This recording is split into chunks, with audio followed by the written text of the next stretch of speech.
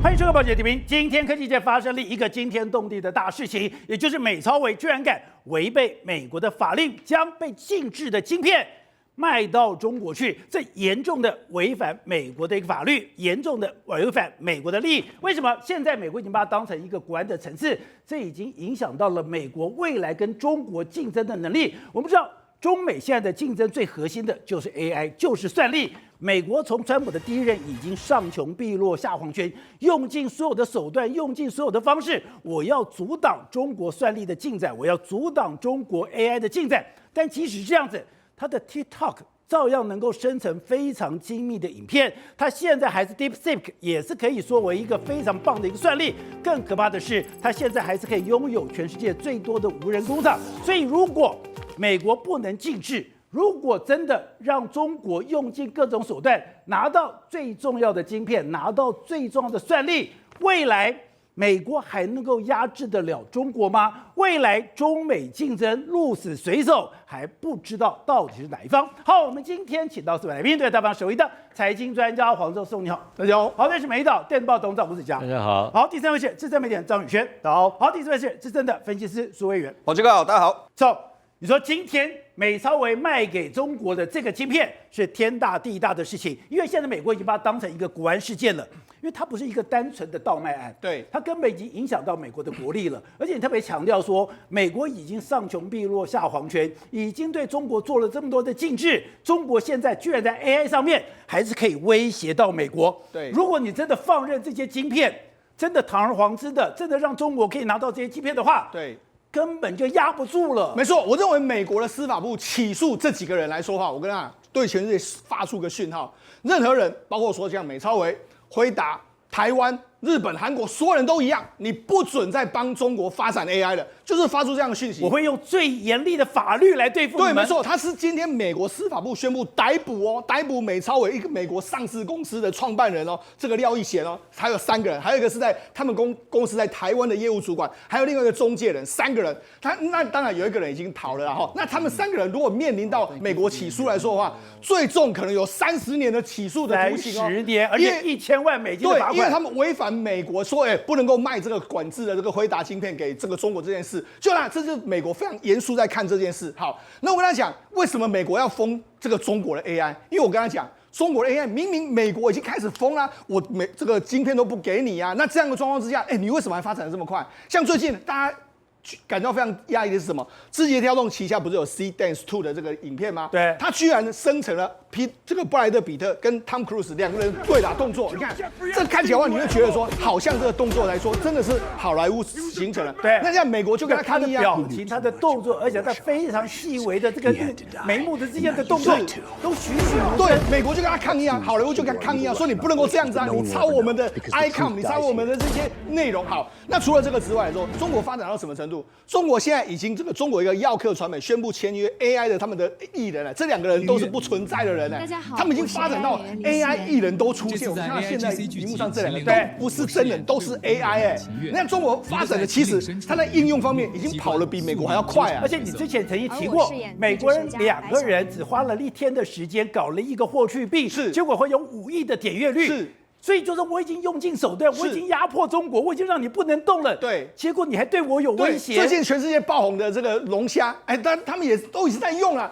中国怎么应用那么快？美国还说，我们都没应用，你们为什么应用了这么多？另外包括什么？他们现在的京东主要是他们的购物的这个商城，他们已经物流打到全程无人仓，这个连贝佐斯都做不到，他全程都是无人在那边运转了。那想说你怎么回事？你为什么能做到这样的状况？所以我这个分货都不用人了。对，那你当然这个一定有很多 AI 在里面这个帮忙嘛，哈。另外一个是什么？你看小米，我们那事实上 AI 工厂来说，最大一个就是我们不需要任何的人，用机器人。小米已经做到关灯工厂，它每秒钟可以生产1只手机，这是关灯工厂。那你看，这就是我跟他讲，你在 AI 的这几个应用，让美国觉得，不对啊，对啊，我从多久以前都一直在压制你的 AI， 我制裁华为啦，不让你买晶片，你为什么？你看今天抓到人了嘛，就是有这些人不听美国的劝告，你一直不断的把那些所谓 AI 晶片输供给这些国家，中国这个国家嘛。而且我觉得像小米的 AI 工程，我觉得非常可怕。是当时为什么刚刚讲的一定要用人？因为中间手机是非常细腻的作为，没错，细腻的作为里面要用人的手，要用人的眼睛才有办法做到那个动作。没错。结果他现在已经可以用无人工厂。那为什么能做无人工厂呢？因为很简单，因为他用这个辉达的晶片，辉达不是有一个叫 Omniverse，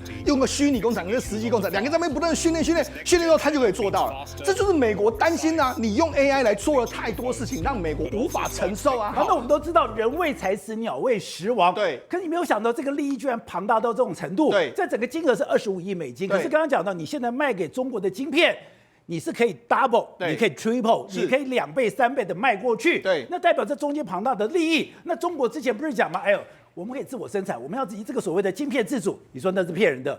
中国现在在整个中美竞争里面，算力还是牢牢的被卡脖子，当然卡脖子，所以他就要用尽各种手段，不计任何代价，我都要拿到这些晶片。但相反的，美国也是不计任何代价，不择任何手段，我要挡住中国拿到这些晶片。没错，我们现在讲，那中国不是说，我们有华为晶片啊，一大堆晶片，为什么不要用？我跟他讲，事实上，以现在华为最先进的晶片，相对于辉达晶片来说，你至少辉达晶片是你的6到10倍。我想这就是最差这么多，对，血淋淋的事情。另外一个是什么？辉达它有这个 CUDA 这个系统，CUDA 系统有非常多人才，你要用这个华为的系统去写的话，你要重新再来，很困难。所以我们去年不是听到一件事吗？原本 DeepSeek 设计出来的时候，这个习近平就跟 DeepSeek 的这个梁文峰说，我跟你说啊，你就用我们的华为晶片来跑啊，就跑到后来，它产品生产不出来，跑不出来，他后来还是用这个辉达晶片再把它完成新的东西。所以呢，中国一定还是要用华为的好，所以中国要用华为，用这个辉达，所以那。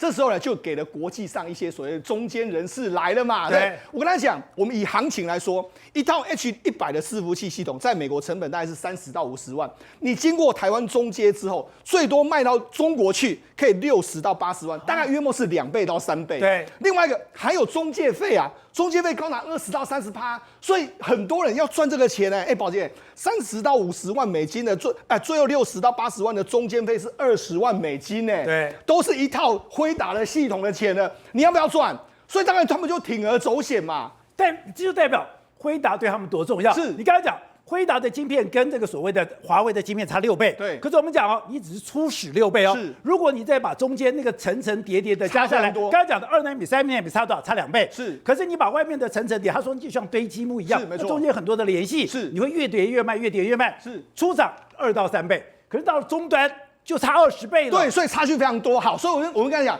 如果你去看了美国的起诉书的话，我们看上一章，你会觉得很荒谬。为什么？它完全都被美国掌握住。美国为什么会知道呢？因为主要是有一个非常重要的证据被美国抓到了。因为主要是这个创办人叫廖亦贤，他做什么呢？宝杰，你知道吗？他居然因为他们这个公司呢，他们是就假装有这个东南亚的公司跟美超微下单，那跟美超微下单之后呢，就从台湾发货，所以台湾这个人呢就把他货运到东南亚去，他们运到什么地方？运到仓储，听说还遇到养鸡场，他们要做什么？养鸡场，对，他们要这个把它偷龙转凤，什么偷龙转凤？就是真的在这边，但是他们做的一个假的，那真的他们把真的那个标签撕下来之后放到这个假的地方去，然后这个真的当然就没有标签嘛，我就可以输到中国去。然后这个假的标签里面来说，你看他们还拿什么？拿吹风机在吹啊！对，这个完全都被人家拍得一清二楚吧？你要把标签这样子给拿下来，后面有粘着剂，是粘着剂要用这个所谓的吹风机把它吹干了以后才容易撕下来，不会有印子。对，结果就像刚刚讲的，这相关人等都在干这些事。对，而且你知道还怎么样吗？他们原本还用工业电风扇，后来可能太强了，好像会焦掉，他们还用吹风机，所以我们才看到有吹风机。你看。美国都掌握到这些东西，那最致命的是什么？他们私底下都用 Signal 一个这个加密的这个在这边互相传，结果呢，里面来说啊，就有一个人传了一张照片，这个照片是这个廖董事长、廖创办人，他亲自在那边贴那个所谓标签，所以。他也像这个人一样，对，一手拿着吹风机，一手拿着标签，对，他就亲自在那边贴，他有100亿身价，对，所以就是变成这样，就变成他完全死无葬身，就是那张照片让他咬死了，就是他知道这件事情，所以他现在整个美国都，我跟你讲，美国早就盯上你，只是美国没有要收网，对，那没有要收网的时候，我为什么现在我就跟你讲，为什么现在要爆出这件事？你要除了这件事之外，黄仁勋说什么？我们现在 H200可以卖到中国去了。中国说我们没有知道这件事，所以我跟你讲嘛，美国现在要封死所有的走私的管道，有什么？有我川普总统自己发货，我要卖你中国什么东西就中国什么东西，你谁的不准？如果你谁敢跳过美国的监控，这样的话，30年以上的刑期伺候你，就是这样。我们都觉得中美大对抗，特别在 AI 这一块。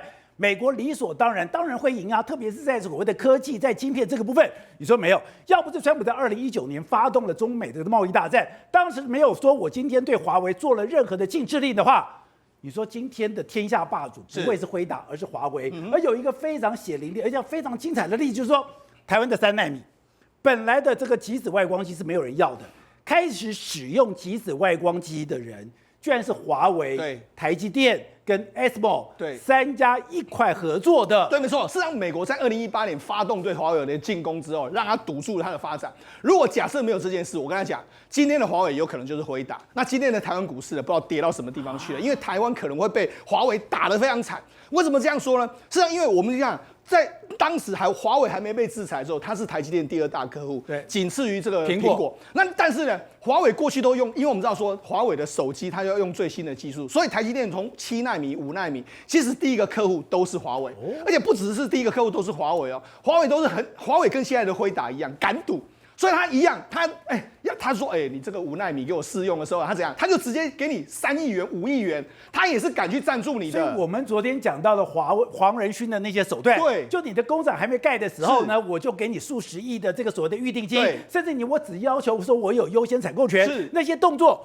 华为都是这样做，那甚至当时的时候呢 ，EUV 的来说啊，进入5奈米、3奈米的时候，没有人要用，没有人用的时候，你知道谁第一个来用吗？就是华为。那你知道这有什么意思呢？因为 EUV 没有人用过，只有台积电有，所以呢，当时的这个技术是 EUV 的这个艾斯摩尔、华为还有台积电3个在摸索，我怎么样在生产线上面能够把它 run 的比较顺。所以当时其实很多技术都是华为的这个帮助非常大。另外一个，全世界第一个使用 CoWoS 的，你知道是谁吗？也是华为啊！所以我跟你讲，华为早就已经这个大到我们无法想象。要不是美国当时把它压住的话，今天绝对真的没有这个。所以说，中美在这个战争是生死相搏。对，所以不只是川普这样认为啊，你看连黄仁勋他也认为啊，华为非常可怕啊。所以来说，真的美国一定会想办法压住中国的 AI 发展。吴董，我看完这个故事之后，我才知道那是暴利耶！你现在怎么走私军火啦，走私毒品啦，走私任何东西？没有比走私晶片更好赚，25亿的美金不是 double、triple 的这样子卖出去，那是钱的不雪花滚滚的飘过来。你说这是两岸三地现在最敏感的部分，甚至你在台湾这几年来都有人找你问问看，说有没有门路可以买到晶片？这个是现在的这个所谓的这种两岸的贸易的最大量，就这个部分嘛。那这个事情我当然有大陆的朋友，因为我大陆关系也不错嘛，大陆朋友就经常来，有2-3批来问过我，说吴董有没有可能你的关系很好，台湾关系好，有没有帮我拿到台积电的东西啊？谈到等等这一类，我一听就知道，他们已经不断的在试探了。他们有很多路子在，大概是这个大陆的做生意你也知道嘛，他这个是有一个人干的时候，有人赚钱的时候，就100万人就跟进了，水银泻地，对，他这个你放心了，他是蚂蚁雄兵嘛。然后但是你注意看，他这个案子的发生是2024年就开始了。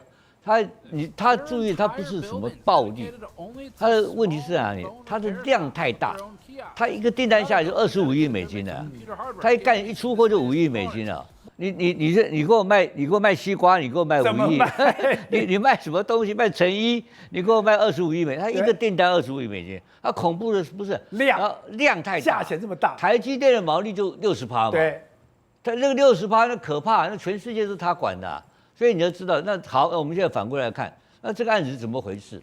这样早就被盯上了嘛，连你看那个 FBI 多厉害，对，他那个吹风机在吹都把它偷拍到了嘛，所以早就盯上这条线，然后但这个案子有一个时代的意义，他开始是违反什么法律？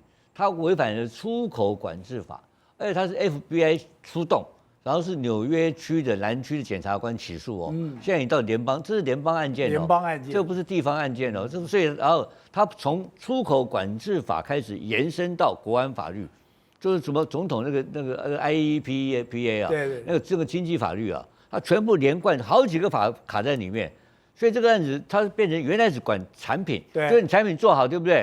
你卖给谁？卖给谁不关我说，卖掉，我现在卖给新加坡，这事情结束了。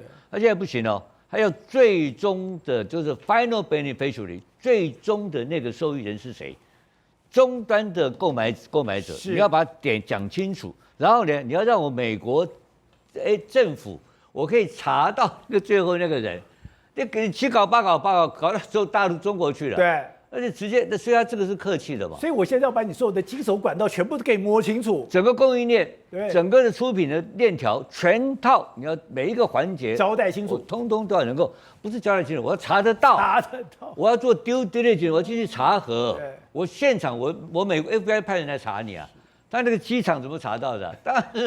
当然是美国，那大陆在台湾你要查机场，根本就管区就把你，哎呀，这我要跟你讲，就是收的。为什么台湾那个人跑掉？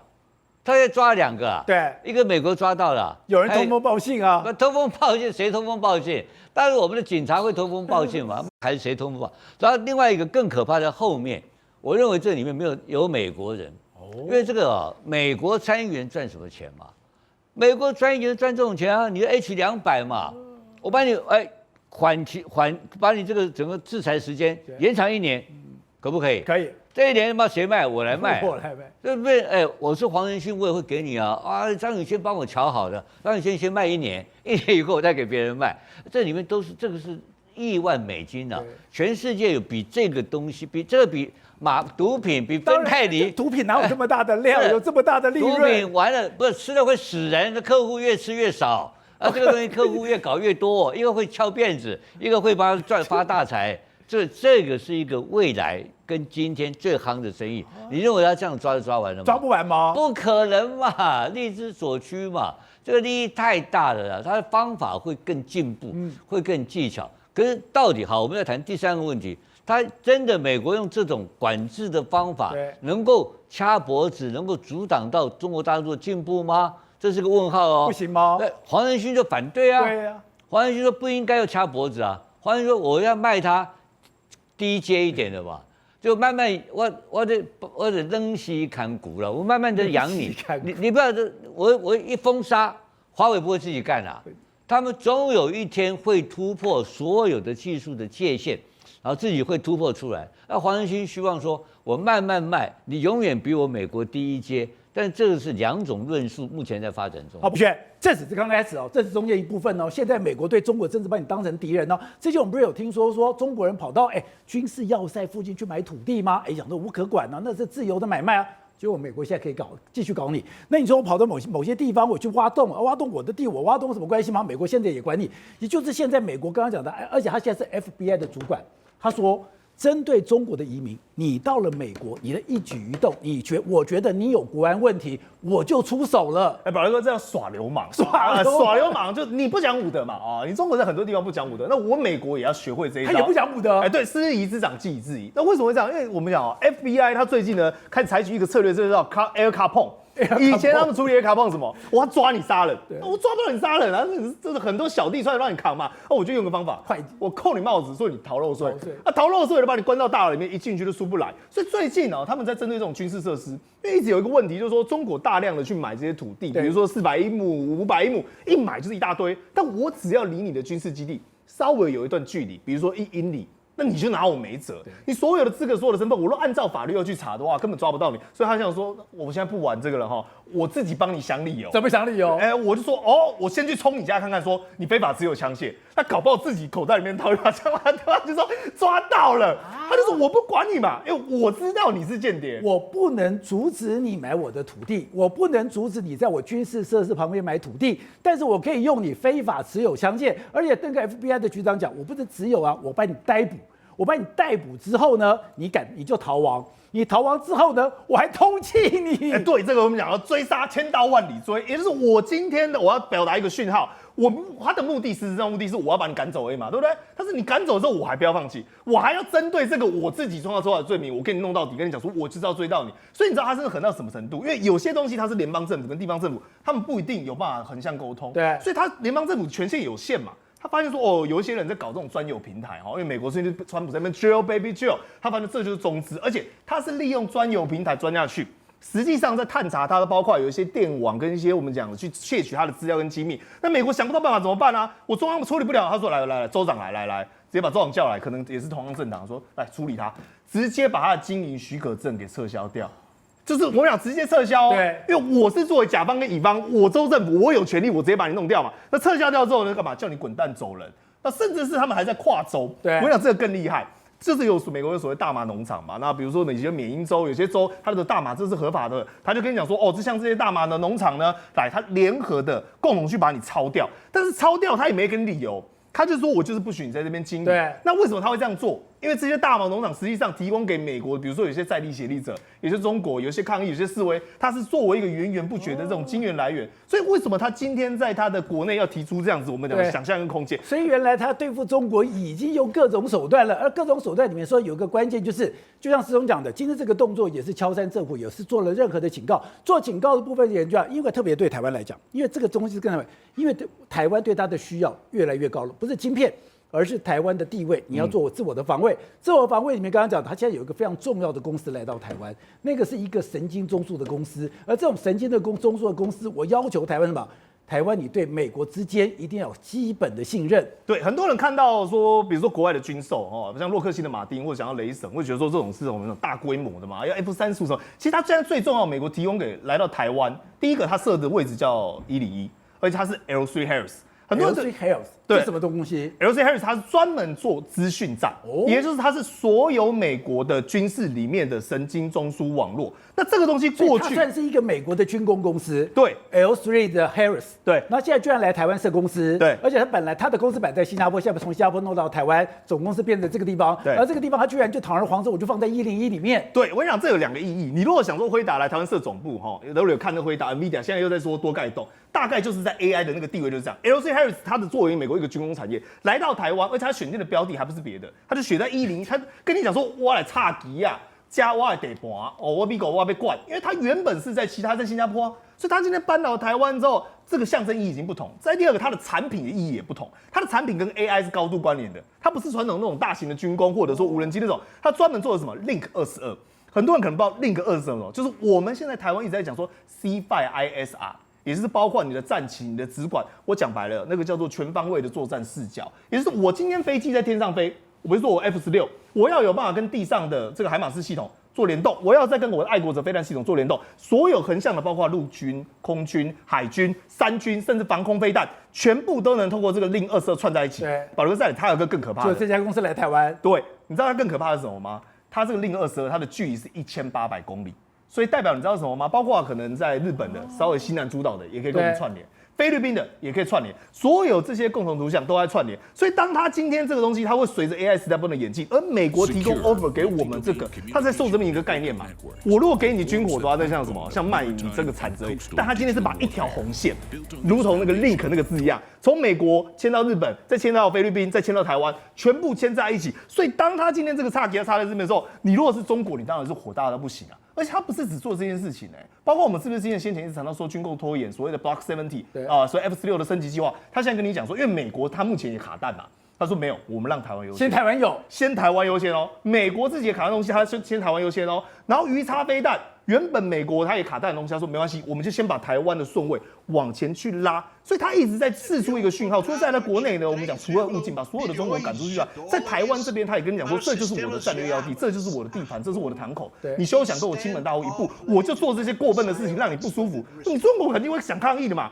但它有发生吗？没有，闷不吭声，不敢讲话，那恶心到你，恶心到不行。你再说不要买军购，说我把军火公司开在你家哦。而且我讲，针对未来，其实进步的还有一个最重要的东西。为什么我一直在讲这个 Link 22很重要？很多人讨论到说 AI， 比如说无人机这些相关的这些蓝海作战。我们有一个计划叫做 Replicator， 也就是所谓的复制者计划。它的目的是要把台湾打造成最大量海量数以万计，搭配所谓的地域景象来去吓阻中国。但是中国也有无人机啊，很多人讲说中国的大疆也很厉害啊。关键差别在什么？宝杰哥，我就讲一个重点就好了。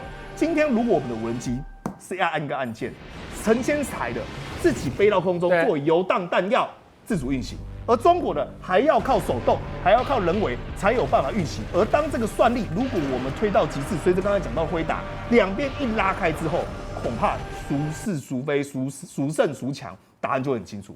我们刚刚谈到，就是在中美竞争里面，中间有一块非常重要的就是晶片战争，而晶片战争的核心里面当然是台湾的台积电。可是晶片战争，台积电不是一开始就领先哦。之前张忠谋曾经讲过，三星是一个700磅的大猩猩。之前三星从晶圆制造在记忆体上面，把台湾曾经压得喘不过气来，连台积电都有感到威胁。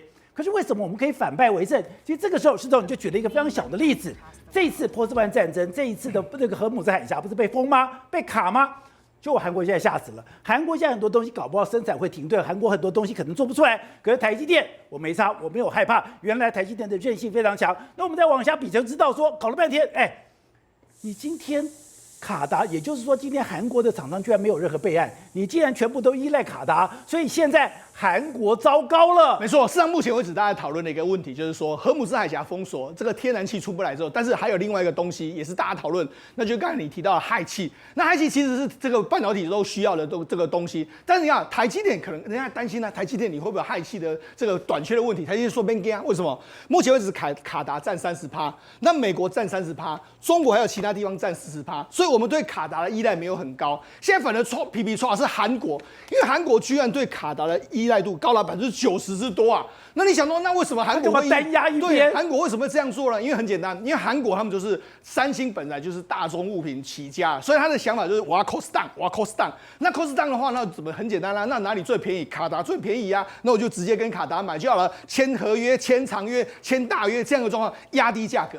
但是台积电不一样，台积电想法说，我不是要这个cost down， 我是要确保客户的出货能够完全的能够出货，所以台积电的惯性都是这样，它会找很多的这个供应链，只要有第一供应链，它会扶持第二供应链。所以为什么我们不是一直在讲吗？为什么它会扶持台湾厂商？就是它要有一个第二供应链，甚至第三供应链，而且它最信任的。对，那一样啊，所以它有卡达、有美国、有中国其他地方，所以就 OK。而且台积电很早就知道，你看当时俄乌战争，我们知道俄乌战争的时候，当时有一个气体叫氩气。也是缺货，所以台积电那时候就发现了不对哦。如果万一再发生战争的话，可能很多东西不只是我们要的这个石油天然气，很多气体也可能短缺哦。所以你看，他这个俄乌战争的时候，他就找台湾的本土的气体厂商，像这个联华、林德等等，他就说你们要在台湾建立氖气等等的相关的自主供应链哦，目标是3到5年要完成这个本土化。所以其实我们讲了设备，对不对？事实上很多台湾的化工厂也是这样。它原本生产的东西来说，台积电说不行，你要给我这个能力升级，你也要能够生产这个半导体需要。你看氮气啊、氚气啊、氩气啊、氧气啊、氦气等等一大堆，台湾能够生产的出来就 OK。好，那我们讲到事实上台湾有一家公司就蛮有意思的，叫做台特化。台特化也是产生这里面的一个特殊气体。对，那它过去一段时间，它其实是中美金投资的一家公司。可是因为他以前是做太阳能赔钱赔钱怎么办做不下去了。那当时的公司老板就是请教这个相关的这个半导体人员，半导体就跟他说，你可以切入特殊气体，特殊气体台湾人目前为止没有人来做。好，那他们就开始做这个特殊气体。可问题是特殊气体，宝姐你以为那么难好做？当然很难做，而且没有人要用。你知道他们当初说什么？他们当初是这个卖这个说这好像瓦斯一样，一桶一桶的卖，就说你要今天台积电你要更几趟给拎刀，以前是这样子啊，因为没有人要用啊。但是因为慢慢的时候，台积电觉得说，你的气体还蛮好用的啊，他就慢慢开始采用你的这个特殊的气体，所以台车化才慢慢就这样站稳了脚垫。我跟他讲，所以我们本来以为说，今天台积电可以成功，不是说你自己的晶片生产的好，你的技术非常好，是你的周边的厂商，你这包括气体公司，你任何一个单位，对我都要把你调教到最高的程度，而且跟我搭配的非常好，这才是它的竞争力。它的竞争是这样做，他现在因为现在台积电够大，所以他现在可以反向过来，要什么？你到台湾来设厂。像我们知道之前不是有什么新月化学，很多厂商来台湾设厂，其实他们都是台积电要求一样。美国可以要求台积电去，台积电也可以要求你来嘛。譬如说你要做我的生意，就要到我旁边。发商的这个亚东工业气体，他就来台湾来啦，对不对？爱斯摩为什么要台湾？事实上，某些程度也是因为你够强够大之后，那些国际厂也会被你吸引来，你也要来这边设厂。所以说，这其实都是个相辅相成。那你从这些小故事，你就知道说台积电为什么的竞争能力那么强。好，那我们今天再跟大家讲一些这个台积电的供应链的这个故事。我们今天跟大家讲2个公司。一公司叫做长广精密，长广精密是做什么？如果大家最近有知道到这个 ABF 的载板的时候，就是很红嘛。那 ABF 载板要做什么？它要用一个所谓的这个封膜，要封膜的时候状况之下，那长广就是全台湾的这个所谓三段式封膜机的第一名哦。封膜对，封膜其实那个是用在我们这个封装出来之后，你要一个膜把它封起来，包装起来，包起来这个状况。那你有这个很好做，没有？像我摇摇杯里面弄那个封盖子吗？概念是很类似，概念是这样。但是其实，你要在半导体的领域里面做这个不太容易啊哈。那这家公司来说，以前一开始做的时候，他想说，那我就切入这个领域，因为当时没有人要做，没有人要做的时候，那他也很有意思哦，他们拥有台湾的技术哦，但是他们的这个经理阶层呢来自日本，所以它是一个台湾跟日本混血的这个状况。那我们知道原本的ABF 载板的全世界技术最好就是在日本，所以他们一开始都是往日本去攻。那你知道日本人很龟毛，就是不愿意嘛，所以他们就等了老半天都没有任何的订单了。后来台湾人开始用之后，日本厂商觉得你好像蛮好用的，就反过来跟你用。所以他现在整个市占率在台湾的这个 ABF 的这个机台里面，大概市占率是80%，有相当高的这个进入门槛。这存在，所以你说看起来很简单的东西，但台湾现在有办法帮你做到极致。你昨天才说台湾才是有那个职人精神，一个这么简单的封膜，对，我可以做到别人都做不来的东西。对，然后我再跟他讲一个也很有意思的，叫景美公司。这家公司，它叫景美，不是真的就是我们的这个台北那个景美这2个字哦。那它公司在宜兰。你想说宜兰怎么会有这种公司？它其实做什么？它其实做那种塑胶壳。塑胶壳要做什么呢？因为我们知道事实上现在有那个所谓我们的目前为止的测试很红，对不对？测试它就是要一个一个的这个探针卡，它就是做那个塑胶壳，然后把这个探针卡放在上面，然后你这样就可以把这个探针卡弄到上面去测试整个晶圆。那你想到它原本一开始的时候，这个进入门槛其实都不高，但是问题是进入现在 AI 的领域里面来说的话，那个探针都是很贵，那你那个壳、那个膜还有周边的那个壳都要变得非常贵，所以它等于是跟他就说，我就开发这种东西，对，那就你看现在你要什么我开发什么，对，我就开发这种东西。那你要以前的探针卡根本没有人要，这个成本很低，但是问题是现在一个探针，你看他们现在测试的是 AI 晶片，以前我们测试一个什么手机晶片，那了不起，那颗晶片就20块美金。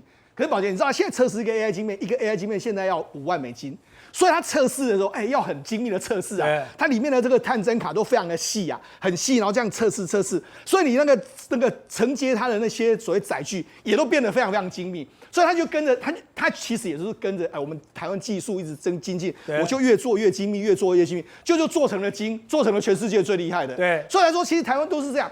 都是一些小东西，然后就做成了非常好，所以我才说然后就跟着台积电鸡犬升天，所以我才说，其实我们台湾才是真正有职人精神。很多你觉得说怎么这种东西压磨了，然后这个所谓这个承接壳了，这种东西怎么有可能会做到这么好？但是台湾就是有那个能耐。好，所以委员刚刚讲说，现在台积电怎么样？整个上来了以后，我们才知道说，原来台积电的大军，包括这一次我们不是去美国吗？去美国，现在美国已经学会了，搞了半天。不是你台积电厉害，是你周边厂商很厉害。不是你来，你的封装要来，不然你要在我们生产完以后，还要回到台湾再封装，回到台湾封装以后才回到这个美国，这种东西我不划算。现在刚刚的，包括那个气体，那些气体公司，美国也要求说，你这气体公司也要跟着来，所以它是一个群落的。所以你今天看台积电，你不是只看台积电，而是那个周间小小的，你觉得不起眼的群落，那才是可能最值钱的。对，宝杰哥没错。其实我们可以知道说，当台积电有点兵到的公司啊，就会成为黑马。除了黑马以外，它股价还会变成脱缰野马。哇，这股价全部都出现一个狂飙的动作。我举一个例子啊，其实刚刚思聪哥有讲到所谓的一个探针啊测试的部分，其实日本有一家大厂叫做爱德万测试 （Advantest） 哦，其实它这个股价非常非常惊人，这10年以来。它涨了多少？涨了173倍，从167块日元涨到29300块日元，哇，这个吓死人啊！它的设备就是卖给台积电、细品、日月光、晶圆店等等的所谓的测试封装的一个设备。所以像这些所谓的我们知道说所谓的探针三雄，比如说颖威、精测、旺系，现在市场上面有一个很有趣的一个讲法，就是说股价要超越它的代号，比如说颖威的代号叫6515。今天股价涨停板涨到7930块，哇，这个加西郎啊！所以我觉得这个很有趣哦。所以以这样的角度上来看，一张股票700万，对，没错对，这非常非常惊人。所以呢，这样的状况下，这个所谓的探针三雄都大涨。那最近跑出来一档股票，黑马股，叫做探针第4雄，代号是6217的中探针，它也重新的切入。它本来是做消费性的一些，比如说手机啊，一些消费性的东西的一个探针的测试。那时候股价就是趴在那边地板价铜板价，可是呢，它找了本来在晶圆店做这个重要重要位阶的人回来当总经理，股价现阶段进入到先进的封装，从50几块涨到200块，今天盘中还一度涨停板，这个非常非常惊人，进入到微米的一个时代。所以除了这个以外，我们刚才讲到爱德万测试，全球3大厂，一家叫爱德万，一家叫所谓的泰瑞达，第3家就是所谓的一个7769这个宏进。那其实我们这样子去看的话，我们先从最大的所谓的这个爱德万去看，它的一个主要台湾最重要唯一的工程的协力厂商叫做7810的捷创科技。好，这家公司特别在哪里？其实爱德万的，因为我们知道爱德万公司在日本，台积电向它进设备，你要搬运。你要运输，你要维运，然后维修，甚至相关如果出问题出 trouble， 那你找原厂太慢了。捷创科技就是专门直接 for 台积电，反正你台湾一定要有人，对，而且这个人我要随叫随到，没错，直接帮他做服务的动作。而且呢，他是跟股王信华做合作，他有用信华的 BMC 的晶片远端监控，所以这个表现我想相当的惊人。今天股价也是攻上涨停板这个目前来看也有可能成为黑马。那另外还有一档，我们刚才讲的7769这个宏进，宝杰哥我跟你讲，这更特别，宏进咔嚓开始做啥电子机啊。电子机就是养那个我小时候养的电子机，电子机那个那七头米亚嘛，电子机。然后呢，它在台中的这个精密工业园区慢慢发展。后来他们讲说，好像这个时代在变迁台积电已经起来了，他们开始切入到从本来大家讲这 OQ 变成所谓的精密设备，那它切入到台积电我们刚才讲的这些所谓的封装的后段的一个测试，那包含像晶片的挑选机跟晶片的这个温控。那挑选机的用途是什么？比如说晶片都封装好了，最后呢哪一个好的哪一个不好的这个呢他把它做一个挑选动作，光是这样子股价它可以从500多块涨到4000块。而且呢，很有可能会准备进入到0050，哇，进入到0050这不得了了，对，这不是开玩笑的所以那就像进到摩根指数一样，没错，所以很多法人的买盘开始陆续做一个推升的动作，所以基本上面来讲的话，当台积电的这些股价开始持续往1800、1900做挑战的一个动作的话，相关的设备概念股，我觉得我是外行人，我一不懂说，我也看到涨得我这个非常的羡慕。可是我怎么知道你在台积电的这个群落里面呢？是，我觉得就是挑选有千金的我刚刚有讲嘛，比如说像颖威这个所谓的一个这个旺系，他们都是千金股票。那千金股票里面可能可以看大做小，或是看高做低。那我们举个例子中泰证股价200块，那捷创科技的股价大概200块，这两档相对来讲就比较亲民。那如果说宏进4000多块，可能呢选择所谓的震荡拉回的量缩。我怎么知道它跟台积电的关系嘞？它的一个关系其实就是说，因为我要从哪里知道这个关系嘞？那我们这样讲，就是说宏进就是它的所谓的设备，因为它专门做的分选机，它就出货给台积电，所以台积电很多的设备都是宏进的。然后呢，中探针的部分，传说它也要打进去探针卡第4雄，那这个就会用到直接去测试台积电的晶片。那我们刚才讲的捷创科技，它就是帮爱德万测试做服务。那爱德万全部的一个设备都是卖给台积电。宇轩，我是5年级生，我从小就知道国民党是蓝的，而且我小时候红色不能乱用，红色代表什么？红色代表共产党。你没事搞一个红的东西，你有时候会莫名其妙的人还会找你麻烦。导播，我们看这个，我就是觉得我看了以后，我还觉得这是真的假的？是不是我搞错了？他说这是中国国民党在八德路的扛棒，而这个扛棒最重要的主色调竟然是红色为底。现在怎么演都不演了吗？另外，卢秀燕在美国，她不断强调说：“我支持8000亿，你是未来的总统候选人。任何政党的总统候选人，他都有一个非常崇高的地位。结果呢，今天这里又在打枪手，没有，我觉得3800亿加恩非常非常的好。是怎样？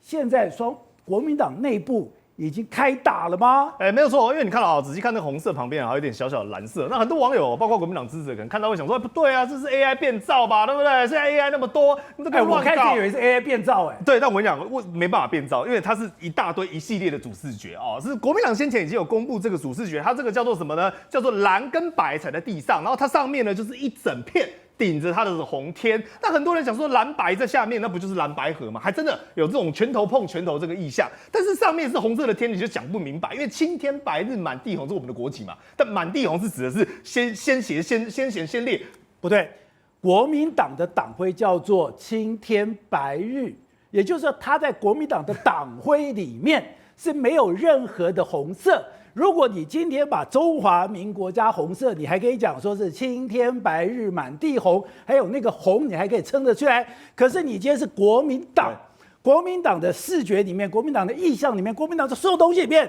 没有蓝，没有红色的啦，完全没有哦，因为过去汉贼不两立，当然是没有红色，所以现在他们的唯一能够下台阶的方式，就不断的声称说，哦，因为我们爱中华民国啊，所以你看我们旁边不是有国旗吗？那个红色是一样的啊，哦，但到底我们讲国民党支持能不能买单呢？是两说的事情，因为很显然的，国民党现在真的分两派。跟那个国旗一模一样，一边是属于蓝的，人比较少，然后一边属于红的，党中央。那为什么会这样讲？首先我们讲第一件事情哦，美国现在提出一个事情哦，我们之前讲以前他有所谓的 Davidson 的这个 window， 所谓戴维斯窗口，对，他一直在讨论到一件事情，说2027年中国会不会攻台？2027年攻台，就他现在跟你讲说没有，中国不攻台了。你知道为什么不攻台吗？因为打不到啊，没办法打。没办法打他，但他可以做一件事情，就是没有能力打，但我有能力恶心你。所以恶心你的方式就是我找在地协力者，我利用在地愿意配合我，包括中国的叙事来去为我在当地做发声。所以他们现在说中国现在要台湾要严防的，就是这种叙事的渗透。马英九去切割萧旭晨，到现在卢秀燕跟这个郑丽文两个人的立场完全不一样。我都觉得说，感觉上国民党的内战开打了吗？宝来哥，我讲啊，这个有很多种说法，因为大家现在最近在关心到是卢秀燕去到美国哦，那我就一句话，自己造的烂摊子要自己收，不是这样的吧？因为当时很多人哦，现在国民党内部就说我们希望卢秀燕可以出来，也期待卢秀燕出来，那这个卢秀燕没出来嘛，所以才会跑出一个郑丽文这个怪咖嘛。那么郑丽文跑出来之后呢，卢秀燕你现在看到我们讲哦，这个叫做我们讲的导正哦，导反为正，把这件事情呢给扳正回来。第一。他在美国定金定调说，台湾需要美国的国防支持。第二，台湾不只是跟美国是过去式，台湾跟美国是什么？现在进行式。未来不管说是经济，不管是国防，不管是科技，我们都需要高度仰赖美国的保护以及共同的合作。第三，我不要那个3800+N 的版本，我要的就是美国它全额，包括你说8000亿、9000亿。那为什么会去这样讲呢？因为当他这一段话讲完之后。还有人怕事情搞不清楚，因为国民党通常都是唱这种宫斗剧哦，就是说细细的京剧唱完就好了。结果这一次演歌仔戏，黄健豪直接跳出来说啊，我想这样啦，那个党中央哦，不要我们讲只有说亲中哦，亲中可以啦，跟中国合，但是不要反美。卢秀燕是要提醒你这件事情，他直接讲白了，我还怕你装糊涂，我还怕你郑丽文装糊涂。可是郑丽文今天就装糊涂啊，他说我觉得3800+N很好啊，形势比人强。因为现在最大的状况是在于说，卢秀燕她不是一个人单干这件事情，不是一个人。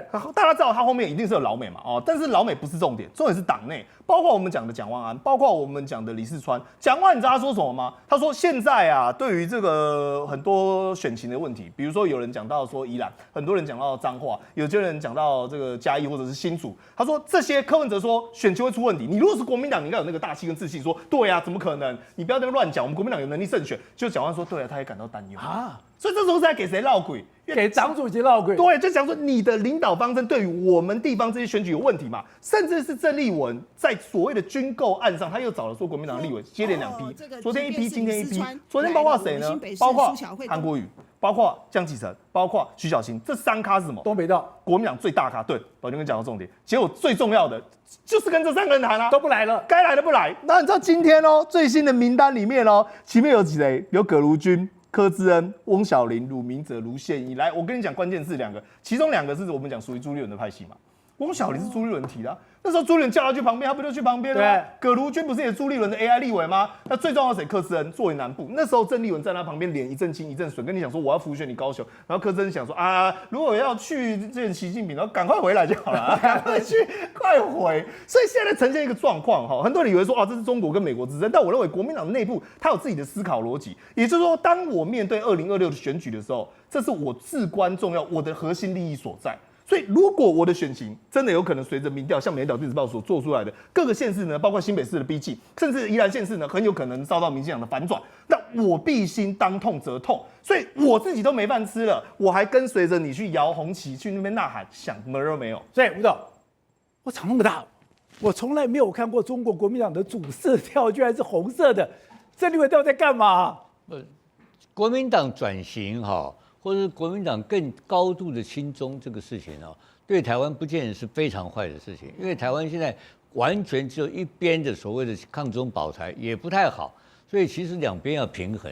但是问题郑丽文啊，他现在玩得过头了，太过头了嘛，因为这个搞法的话，就直接有一个麻烦事情发生在哪里？因为我们2026是有9合1选举，对不对？那一般9合1选举的话，不会谈到两岸议题的。那这一次来讲的话，9合1选举，因为郑丽文一个人的主张，把整个两岸议题外溢出来了嘛。外溢出来的结果的话，是加分还是扣分？当然扣分啊，就明显扣分嘛，全面性的扣分嘛。那就是郑丽文一个人白目硬干，知道吧？他勇往直前的结果就变这个结果啊。那他另外一个喜欢吵架，你只要批评他，他又不改他的名嘴的个性，他就直接跟你吵。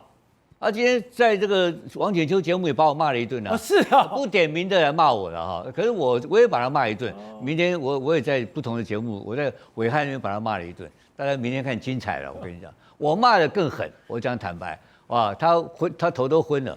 我讲意思说这个太离谱了嘛，你知道吧？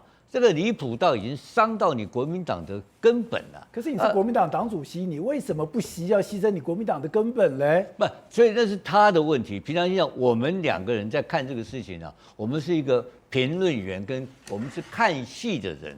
但这个情况就是说，天下本无事，庸人自扰之。对，这个事情就是很简单，就是今年好好选2026嘛。结果他现在给你闹到2026，国民党会大败嘛。就那么简单一个结果，那这个败的结果，我们在旁边是干什么？我们当然是评论而已。我们是不是要关心？我们不需要关心。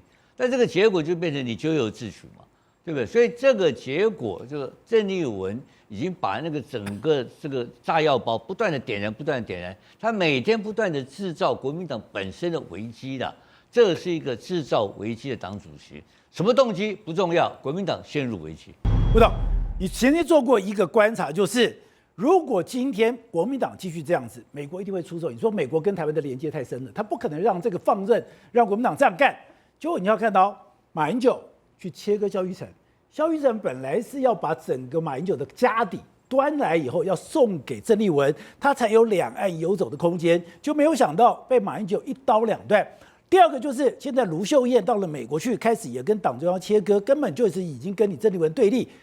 感觉上，特别是还有一些国民党的立法委员的这个动作，那代表美国现在，等于说中美这个大对决，不是只有在晶片，不是只有在这个所谓的这个伊朗，不是只有在委内瑞拉，现在台湾根本就是刀光剑影了。我在你这个节目开播第一个礼拜讲过一句话了啊，我说中美在台湾大对决的情况之下，川普的拳头大还是郑丽文拳头大？你讲过对，记不记得这句话？没错，我说。郑丽文的拳头比得过川普拳头吗？当然不行，当然不行嘛。那今天你看到的就是这个结果，川普是不是会出手？不需要，美国那个形势太大了嘛，那个太大，这卢妈只是其中的一个环节的启动而已嘛。那卢妈的论述里面就发展出一个很简单的，不可以反美，要亲美，就这么简单一个论述，这是卢妈的这个路线。那这个路线放在国民党中央是什么？刚好是要亲中不要亲美，对，是非常非常冲突性的主张嘛。那这个冲突性的主张，最后哪一边会获胜的问题，那具体的不要谈那些闲话，选举都不要谈，就谈一个最简单，美国人最关心的，就是国防特别预算1.25兆，可不可以过关？你就会过关吗？100%过关嘛？这个怎么可能把川普的兄弟茶去买？不可能嘛！川普拳头那么大，川普今天对全世界都开始在那边放话。对，这个是黑社会大流氓嘛，对不对？挡不住川普的力量了，这个很简单。好，所以形势摆在那边，剩下是技术性问题了。技术性问题是什么意思呢？老共都挡不住川普啊！你要讲清楚啊！老共都挡不住，你一个小小的郑丽文能挡得住吗？好，再回来看第三个层次的问题。好，你刚刚提有一句话有点语病啊，就是说。这个讲是马英九基金会停止两岸所有活动跟往来，不是马英九，马英九基金会。马英九基金会现在有一个被授权的一个重量级人物在负责啊。这个萧玉成，不是啊，只不过萧玉成刀光剑影。对啊，刀光剑影嘛，我不敢讲嘛，因为那个我不好，我不敢讲是因为我好朋友，他有做过人情给我的。那你不敢讲是怕被告。57台每晚9点，宝洁点兵点出全球战略新布局。